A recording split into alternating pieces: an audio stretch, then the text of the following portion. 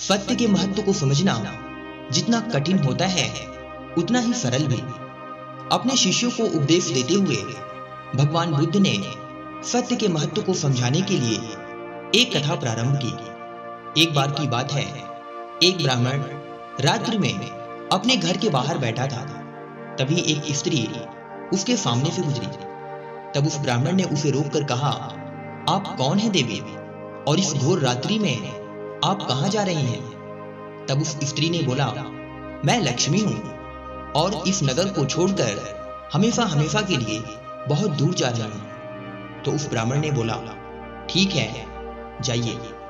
कुछ देर बाद एक अन्य स्त्री के निकलने पर ब्राह्मण ने उससे वही प्रश्न दोबारा किया, जिसके बाद उत्तर में वह बोली, मैं कीर्ति हूं और यहां से हमेशा के लिए दूर जा रही हूं। ब्राह्मण ने कहा, ठीक है, शौक से जाओ।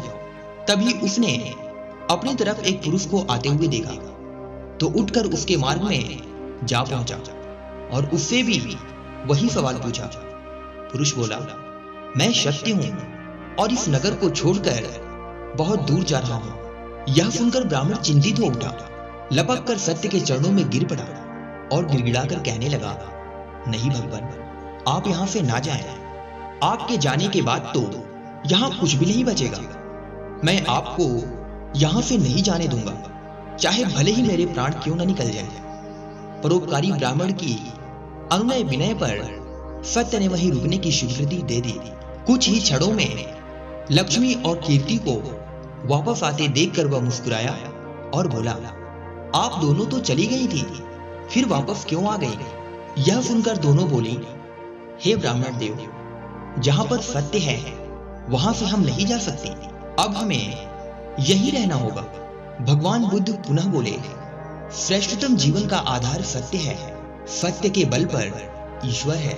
सत्य में ईश्वरीय शक्तियां वापस करती हैं। जो व्यक्ति सत्य को धारण करता है वह ईश्वर तुल्य हो जाता है। परंतु सत्य का मार्ग कांटों से भरा है।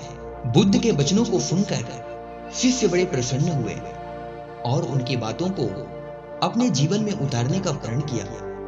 उन्होंने शपथ ली कि अब चाहे जो भी परिस्थितियां आ जाएं, वो अपने जीवन में कभी भी असत्य नहीं बोलेंगे।